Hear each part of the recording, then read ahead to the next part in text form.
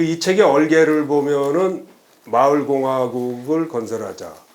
또 마을공화국의 전국 연방을 만들자. 그 다음에 3단계로 마을공화국의 지구연방을 만들자. 그래서 지역, 국가, 지구 차원의 삼중구조의 어떤 변화, 혁명을 얘기하고 있습니다. 뭐 말로서는 이런 생각을 얼마든지 할 수 있지만 과연 이게 현실적으로 할 수 있는 일인가라는 점을 좀 들어보고 싶어요. 저자께서는 저는 이제 그런 구상은 얼마든지 할 수 있고 과거에도 그런 얘기들을 많이 했었어요. 제가 듣고 싶은 것은 과연 그렇게 할 수 있는 구체적인 이행 전략이 있는가, 그런 이행 전략이 가능한가, 그런 거를 좀 듣고 싶습니다. 일단 마을공화국, 마을연방 민주화국, 마을공화국 지구연방이라는 삼중체제로 지구질서를 재편하자 이 부분하고 그 현재의 그 좀 나쁜 불평등 사회, 그 헬조선 신양반제 사회, 뭐 1대 90, 1대 9대 94라고 하는데 여기에서 보통 그 생태주의자들이 얘기하는 이제 탈성장 사회, 뭐 마르크스주의자의 이제 사이토 고에이도 인류세 자본론에서 탈성장 커뮤니즘을 얘기하지 않습니까? 그러면 지금같이 승자독식 자본주의 그 이런 1대 9대 94에서 탈성장 사회까지 가는데 너무 멀다는 거예요. 그 외에 징검다리가 필요하다. 징검다리 이행 전략이 필요하기 때문에 제도적으로는 마을공화국, 뭐 마을연방민주화국, 마을공화국 지구연방 삼중체제를 얘기했고 내용적으로는 자유안정성 공평사회, 좋은 불평등사회죠. 1대 36대, 39대 64에 이걸 징검다리를 통해서 이게 탈성장 뭐 꼬미이즘을 가든 탈성장 뭐 행복사회로 가든 그걸 설정을 한 거예요. 크게 보면. 근데 지금 황대원 선생님은 지금 징검다리로 만들어 놓은 그것조차도 과연 현재 여기저기까지 가는 징검다리까지 뛰는데도 너무 거리가 멀다. 이걸 어떻게 해야 할 거냐. 이제 그 질문이라고 저는 생각을 해요.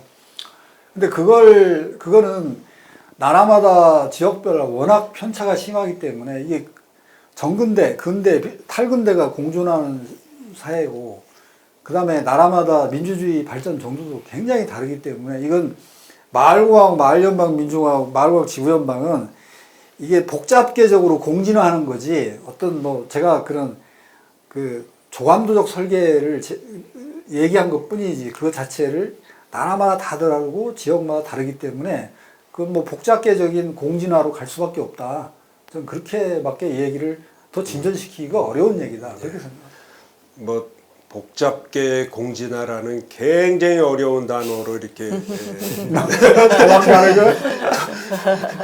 설명을 하셨는데 그거에 대한 얘기를 지금 들을 시간은 없고 우리 이정은 선생님 의견 좀 아니 이제 그간에 그러니까 그 대안운동을 하는 분들이 이제 그 1989년 베를린 장벽이 해체되고 나서 대부분의 대안운동 하는 사람들이 마을로 내려갔습니다. 그래서 이제 마을 단위의 다양한 이제 그 생산 영역에서 실험, 뭐 또는 뭐 분배 영역에서 실험, 소비 영역에서의 실험 이렇게 해서 다양한 사례가 이제 그 2000년대부터 이제 사회 포럼을 통해서 이게 어떻게 보면 이제 자본주의 경제 일변도로 흘러가던 세계 체제의 흐름에 사회를 복원하는 굉장히 이제 가시적 방법이 마을을 보여주는 것. 그래서 저는 선생님 책에서도 쭉 그 기본적으로 가져왔던 생각이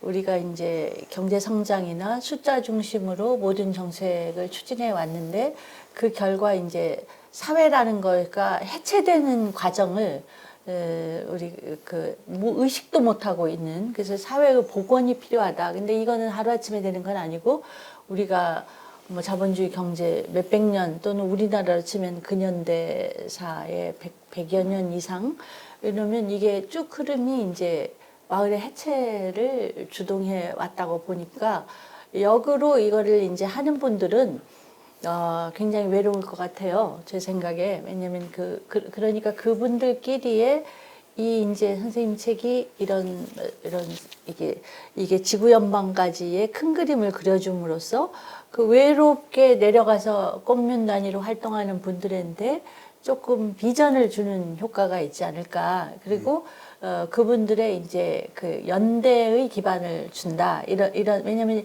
여전히 굉장히 이렇게 점으로서 존재하는데 점을 조금 선으로 연결해주고 또는 그 자기들이 개인으로 내려가서 부딪히는 선생님처럼 그러니까 개인으로 내려가서 부딪히는 온갖 이런 도전에 대해서 상호 뭐랄까.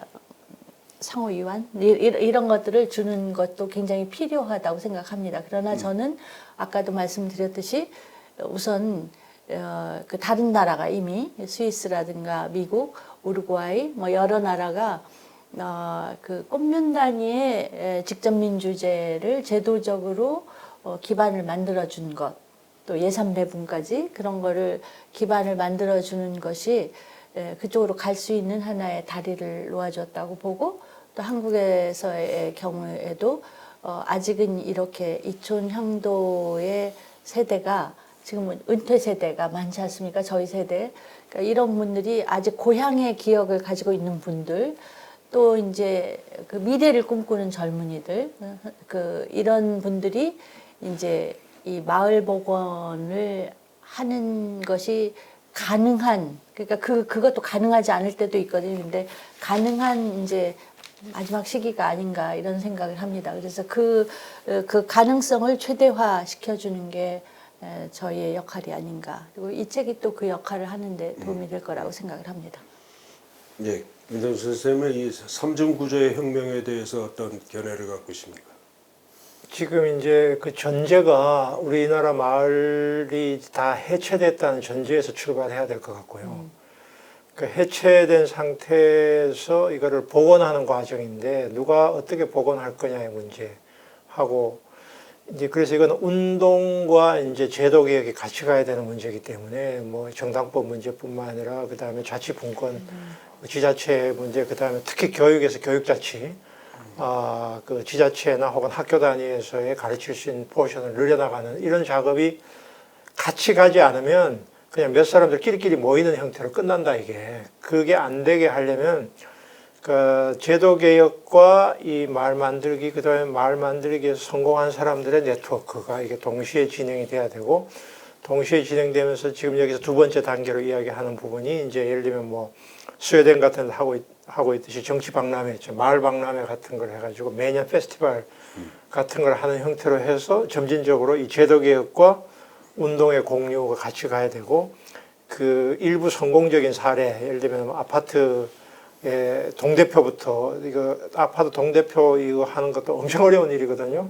거의 불가능한 일입니다. 사실 혼자서 거의 불가능해요. 근데 이런 작업의 성공 사례들이 몇 개가 있는데 이런 사람들을 계속 띄워가지고 이제 일종의 운동을 확산시키면서 제도 개혁으로 가면은 우선은 이제 국가 차원에서 이런 그 전체적인 전국적인 네트워크가 만들어질 수가 있을 거고 그 다음 단계에 이제 국가를 넘어서는 대안들도 같이 논의할 수 있는 이런 식의 접근이 필요하지 않나 이런 생각이 듭니다. 제가 조금만 예, 이제 예, 덧붙이면 그 이제 마을 단위에서 원자화 돼가지고 이제 하시는 분들인데 이제 인도 같은데 마을 운동을 하시는 분들을 보면 몇 년 전에 그 칩코 운동이라는 게 있었습니다. 예. 그래서 그 벌목 회사가 들어와서 이제 나무를 베는데 거기에서 채취 경제를 해서 그 나무 아래서 소유권은 없지만 사용권을 그냥 관습으로 인정받아서 오랫동안 살아오시던 분들이 그 나무가 벌목이 되면 생계의 터가 없어지기 때문에 나무를 끌어안는 사건이 있어서 그때 저희가 이제 관련한 학자들이 소유권이란 무엇인가, 그다음 사용권과 소유권은 어떤 관계인가, 또 그 관습적 수배 뭐랄까 그거는 어떻게 뭐랄까 재구성되어야 하는가를 가지고 굉장히 오래 논의를 했고 그 칩코 사례를 이제 국제사회 학회에서도 논의를 했기 때문에 지금 이제 김동준 교수님 같은 훌륭하신 분들이 이런 그 마을 단위에서 일어나고 있는 굉장히 다양한 사례를 에코를 만들어주는 거. 그러니까 그래서 그것으로 그러니까 제도개혁과 그것이 아니라 그 마이크로 사례 속에서 기존의 문명 체계의 전환의 그 뭐랄까 가닥이 잡히는 부분들이 있거든요. 어떻게 보면 그래서 그 부분을 담론으로 재구성해주는 작업이 병행해야 될 것 같다 이런 생각이 듭니다. 예, 그래야 어떻게 이게 보면, 좀 예. 현실화될 것 같습니다. 학자들의 또 역할이기도 예. 하고 예. 또 일부 정치인들의 역할이기도 한데 저는 개인적으로 그 단계라는 말이 적절치는 않지만 그 마지막 지구 연방을 만드는데 특히 관심이 있어요. 사실 유엔만 하더라도 유엔이 만들어지기까지 20, 30년 걸렸잖아요. 그것도 세계 대전을 2번씩이나 예. 치르고 나서야 그런 마당에 이런 그 자본가들이 절대 허용하지 않는 이런 그 마을 공화국이라는 개념을 지구 연방화하는 일이 가당키나 한가? 이거는 뭐 현실적인 사례는 거의 없지만 저도 이제 개인적으로 인터넷을 좀 들여다 봤는데 비슷한 이름은 좀 있어요. 있는데 거의 누군가 이제 이렇게 제기만 해놓고 조금 가다가 활동이 중단된 그런 그 국제 기구들이 좀 있더라고요.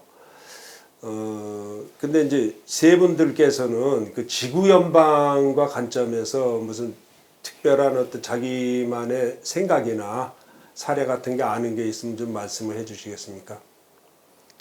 지구 그 지구 연방이라는 틀은 저기 어쨌든 조금 개념적으로 도전적인 것 같고요.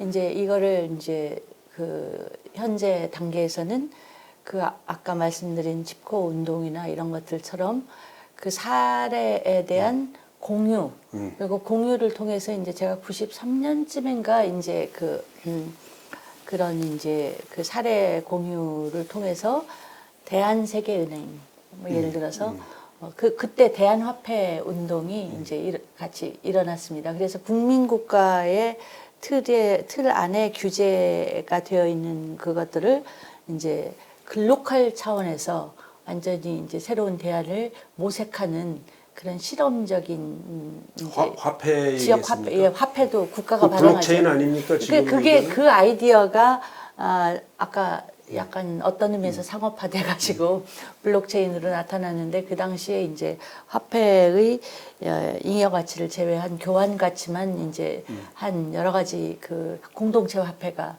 논의가 90년대에 많이 있었습니다. 그래서 화폐권이라든가 또는 뭐 그런 국가가 가지고 있는 그 권한을 마을 대 마을 단위로 이렇게 연대체를 구성해서 특히 그 마이크로 크레딧이라든가 또는 이제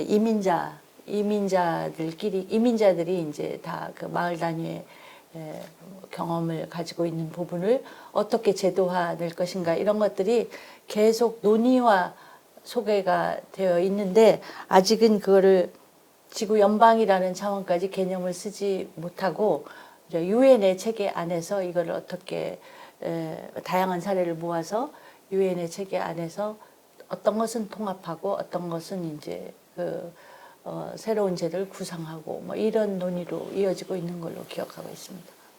혹시 김 선생님께서 어떤 의견이 있으십니까? 예, 저는 뭐 특별한 의견은 없습니다만 어쨌든 유엔을 강화시키는 것은 분명히 그 필요한 일인데 그러기 위해서는 가장 큰 걸림돌인 패권 국가들의 문제 이 부분들을 어떻게 약화시킬 거냐라고 하는 게 가장 큰 관건이고 그나마 이제 약간의 이제 이 미중에서 그 다음에 이제 3극, 4극 체제로 이렇게 조금 이렇게 좀 변화되는 과정이 그 틈새를 좀 더 많이 열어주지 않을까. 그러니까 어쨌든 이 현실 정치의 국제 정치의 문제를 우리가 도외시할 수 없기 때문에 거기서 어쨌든 이 패권 국가나 혹은 큰 나라들 내부의 민주화 이것도 매우 중요한 어쩌면 그게 더 중요한 일일지도 몰라서 그 부분도 우리가 사실은 남의 나라가 아니라 사실은 지금 우리의 문제이기 때문에 같이 우리가 어느 정도 개입을 해야 될 그런 사안이 아닌가 이런 정도 생각을 가지고 알겠습니다. 예. 그러니까 지금 패권 국가의 내부에서 일어나는 새로운 변화도 네. 우리가 눈여겨봐야 된다. 네, 예, 그렇습니다. 이런 말씀이신 것 같아요. 자, 이제 마지막 주제로 넘어가겠습니다. 지금 저자께서는 새로운 진보단론의 핵심 사상으로서 생명평화 사상이라는 것을 제시를 했어요. 사실 이제 생명평화라는 말이 우리 사회에 이렇게 도입된 거는 길지가 않습니다. 아무리 멀리 잡아야 한 20년밖에 안 됩니다.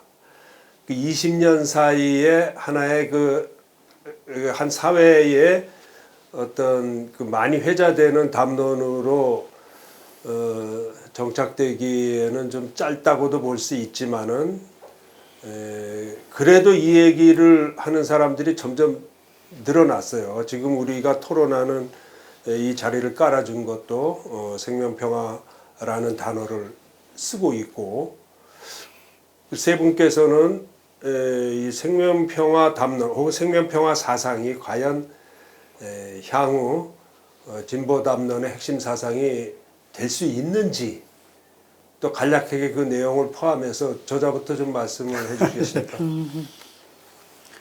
저는 뭐 책에서 구체적으로는 이 부분은 이제 제 역량이 딸리는 문제라서 간단하게만 언급했는데, 좀 이 부분은 함께 풀어가야 될 중요한 과제라고 생각을 해요. 그래서 우리가 뭐 역사를 공부할 때 구한말에 우리가 근대론도 없고 근대가 없어가지고 일제에 먹혔다 그렇게 얘기하는데, 저는 그렇게 보지 않고요. 당시에 뭐 위정 척사파하고 서구적 근대론자들이 개화파만 있었다고 얘기하는데, 분명히 우리 역사를 움직여온 건 개벽적 근대를 형성해온 그 개벽파가 있었다고 봐요. 크게 세 개로 봐야 되는데, 당시 그 서구적 근대의 어떤 그 열강 패권 국가들이 워낙 강하다 보니까 결국 그 개벽파들이 그 상황 속에서 진 거죠. 졌다고 해서 끝난 건 아니라고 보는 거죠. 그래서 우리가 그동안은 이제 서구적 근대론, 그러니까 예를 들면 좌파에서 얘기하는 뭐 막스레인주의나 뭐 그동안에 나왔던, 그 다음에 무슨 뭐 신자유주의나 이런 것들이 다 서구적 근대론에서 파생된 것들이라고 봐요. 근데 우리 안에 이미 그 고조선부터 내려오는 이제 풍요도 사상이 있고, 그 다음에 실학에서 여전제 같은 경우는 굉장히 높은 여전제 마을로 국가를 재구성하려는 그 정약용의 노력 같은 게 있는데, 너무 우리가 그 연구가 안 돼 있다. 아마 공산주의가 여전제를 받아들였다면 공산주의가 이렇게 무참하게 쉽게 무너지지 않았을 거다, 그런 생각까지도 나올 정도죠. 그 다음에 이제 동학의 상경사상, 이런 부분들이 면면이 내려오면서 오늘날 지금까지 내려오고 있고, 이제 삼균주의나 뭐 재현이의 때의 어떤 재현이의 때는 이제 대의민주주의와 직접민주주의, 융합민주주의를 채택하지 않았습니까? 그러니까 재현이의 민주주의, 삼균주의 이런 부분들을 오늘날에서 다시 많은 동서양의 그 사상들과 이게 합류되고 융합되면서 발전시켜야 되는데, 그 중심에 핵심 사상이 저는 생명평화 사상으로 보고 있는 거죠. 그래서 물론 뭐 앞으로 우리가 하면서 뭐 동서양의 많은 사상과 이론들을 다 지평융합시키고 합류시켜야 되겠지만, 그 중심에는 우리 민족사에서 내려오는 그 분명한 생명평화 사상이 굳건하게 자리 잡고 있기 때문에 그걸 중심에 놓아야 된다, 이런 생각을 갖고 있습니다. 예. 저자께서는 생명평화 사상을 우리 민족 사상의 어떤 고유한 것으로 인식하고 계신 것 같은데, 두 분은 어떤 생각을 가지십니까? 그러니까 아직까지 우리가 이제 그 근대 국가 시스템이라든가 이제 정치 사상이라는 거를 많이 수입했고, 그 수입을 하면서 이제 그 우리의 수입 모국 자체에서 이제 19세기적 근대 한계를 넘어가면서 이제 녹색당, 그러니까 환경을 하는 게 녹색당 정도가 새로인 정당으로 유럽에서 등장을 하고, 아직은 뭐 여성당 같은 경우도 안 나타났지만 대부분 이제 정롭고 이런 식으로 나타난 것에 비하여 이제 우리의 전통 속에서는 이제 생명이라는 것이 그 토착 종교나 또 불교 사상 이런 쪽에서 자연과 공존하는 식의 이제 사상적 흐름이 굉장히 오래 전통으로 작동을 해왔고 또 평화의 경우에도 이제 서구에서 평화당 이런 거는 잘 안 나타나는 것 같습니다. 정당으로서. 그러나 이제 우리가 그 분단 체계 속에서 그 평화를 잃는 것이 얼마나 어려운 것인가에 대한 그 민족 공통의 기억이 남아 있고 이러기 때문에 이제 생명평화라는 화두가 우리한테 이제 미완의 근대를 뛰어넘는 월반하는 이제 21세기적인 정치 사상의 화두로 등장하는 것을 이제 찬성입니다. 그런데 이것을 이제 어떻게 대부분의 생명평화가 이제 종교 운동으로 가거나 또는 이제 개인의 라이프 스타일의 전략 이렇게 가고 있는 것을 어떻게 이것을 정치 영역으로 재구성할 것인가 이것에 대해서는 이제 더 많은 고민이 필요하고 더 대담한 상상 또는 더 우리가 우리 전통에 대한 주체적 해석 이렇게 해서 서구도 이미 이제 지금 직접민주주의 운동을 하는 분들이 이제 근대국가 시스템에서 조금 더 분자형의 핵분열을 하려고 하는 경향을 지난 한 20, 30년에 보였기 때문에 이제 우리가 후발주자지만 좀 선발이 될 수 있는 그런 그 지점이 아닌가 그런 생각을 하고 있습니다. 예, 김대중 선생. 예, 저도 뭐 이제 21세기적인 가치나 지향으로서 생명평화의 가치에 대해서는 이견이 없습니다. 이제 이견이 없고요. 단지 이제 이 생명평화를 실현하기 위해서 그 전제가 되는 두 가지를 같이 추가를 하면 좋을 것 같아요. 그거를 이제 저는 형평과 자치라고 생각을 하고요. 형평은 이제 이렇게 좀 기계적인 평등보다는 이렇게 우리 전통적인 사상하고도 연결될 수 있는데 그 사람의 처지와 조건에 맞게 균형 있게 한다는 의미에서 평등보다는 형평의 가치가 중요하다고 보고 그래서 평등을 포함하는 것일 수도 있고요. 약간 다를 수도 있는데 그래서 불평등과 민주주의는 저는 양립할 수 없다고 봅니다. 그래서 과도한 불평등은 반드시 민주주의를 타락시키기 때문에 이 불평등을 완화하는 형평의 운동이나 가치와 그 다음에 사람들이 직접 우리 이제 여기 임진철 선생님도 강조하시는 직접 참여해가지고 자기들이 뭔가를 만들어보는 자치 이 두 가지가 결합되어야 생명평화가 보장이 될 것 같다. 이제 이 두 가지가 전제되지 않으면 생명평화는 조금 추상적이 될 위험성도 있다. 그래서 어떻게 그럼 형평과 이 자치를 실현할 것인가의 문제는 조금 더 현실적으로 정치 변화와 대중들의 참여와 시민교육 이걸 결합시켜서 같이 가야 되지 않느냐 이런 정도 생각하고 있습니다. 예, 고맙습니다. 사실 뭐 생명평화 논의는 너무나 방대하고 또 그 바닥을 알 수 없는 영역이기 때문에 이 자리에서 짧게 논의하기에는 좀 어려울 것 같습니다. 근데 제가 이제 개인적으로 이 책을 읽고 난 제 감상 중에 하나는 생명평화적인 관점 또는 생태학적인 관점이 조금 소홀하게 다뤄지지 않았는가. 맞습니다. 그 점을 조금 지적을 하고 싶습니다. 왜냐하면 아까 이정호 선생님께서 라이프 스타일을 넘어서는 어떤 정치적 영역으로 제도화되는 데까지 나가야 된다 이런 말씀을 하셨는데 저는 라이프 스타일만이라도 제대로 되면은 그 문제는 자동적으로 해결되는 것이라고 봅니다. 대부분 사람들이 생활 양식이 그런데 따로 뭐 특별한 정치가 존재하는 게 아니잖아요. 네? 그 선생님 근데 저는 이제 라이프 스타일이라는 게 본인이 개별화되어 있다 하지만 라이프 스타일의 선택 자체도 굉장히 제도화된 선택의 결과라고 보기 때문에 그 라이프 스타일을 대안적으로 선택할 수 있는 기반이 어떻게 보면 선생님 말씀하시는 이제 자치나 정치 영역이 결합이 돼야 라이프 스타일을 대안적으로 재구성할 수 있다라고 생각을 합니다. 그러니까 이제 그거를 좀 학자적 관점에서 굉장히 이 여러 어떤 분석 단계 뭐 이렇게 생각하면 굉장히 복잡한데요. 이제 저같이 이렇게 시골 사는 사람 입장에서 생각하면은 그냥 생활의 단순함 속에서 모든 게 다 혼돈적으로 다 들어있다고 생각하기 때문에 그 제가 읽은 책 가운데 그 에코토피아 비긴스라고 그 북미에서 이렇게 생태적으로 살아가는 사람들에 대한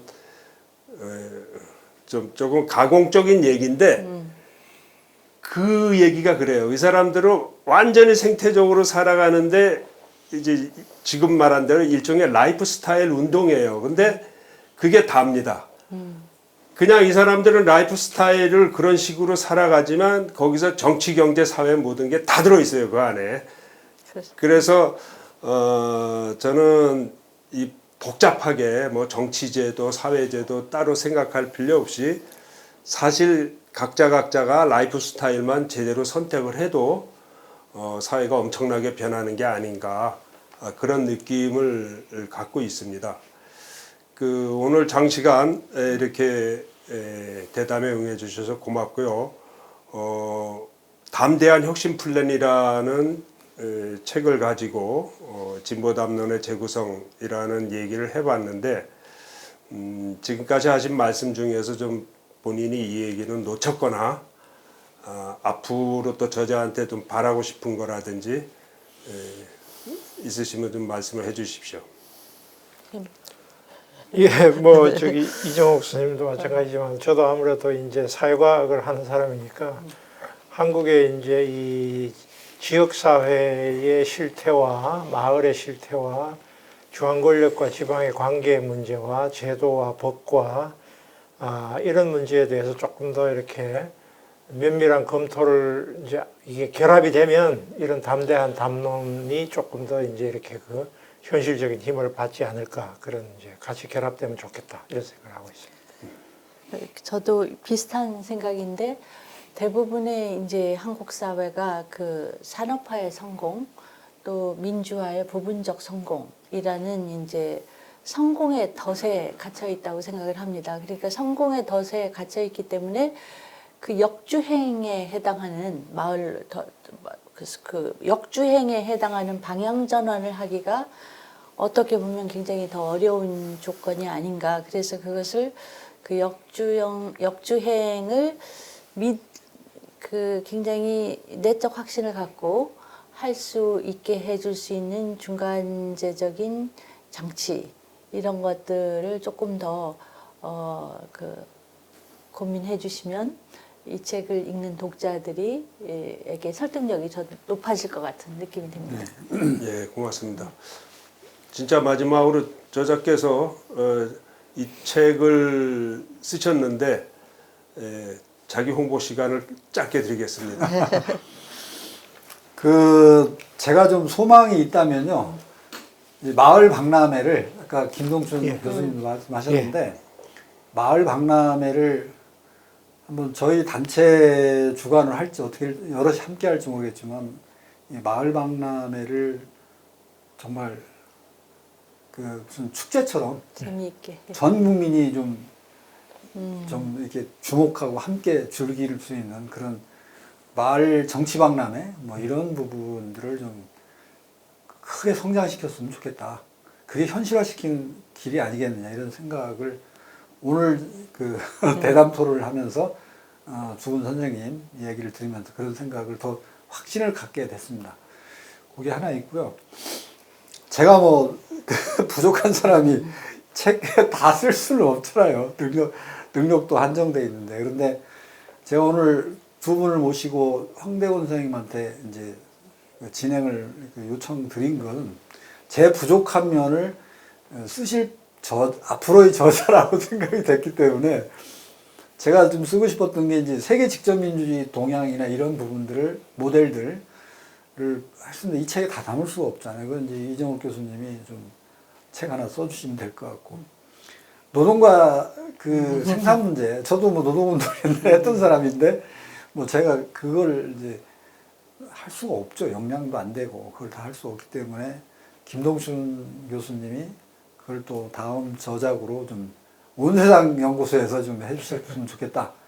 그리고 황대원 선생님은 너무 잘 알려져 있지 않습니까? 한국 전 국민이 다 읽었을 정도의 그 야생초 편지를 썼고, 최근에는 이제 대한공간 야생초 편지를 제천에 그 폐교 빌려서 만들었어요. 거기다 이제 대한대학 도서관, 뭐 야생초 농업, 뭐 여러 다양한 복합적인 공간이 될 것 같습니다. 이제 그 실천 활동을 하면서 제가 미처 쓰지 못한 또 쓸 수 없는 그런 이제 생태학이나 생명평화 문제를 다음 저작으로 야생초 편지 2로 좀 써주시면 대략 이 책의 부족한 면을 좀 보완하면서 우리 사회 진보 담론에 한 발자국 나가는 한 그 진일보하는 첫걸음이 될 수 있지 않겠는가, 그런 바람을 가지고 두 분 선생님과 사회를 보신 황대원 선생님께 감사를 드립니다.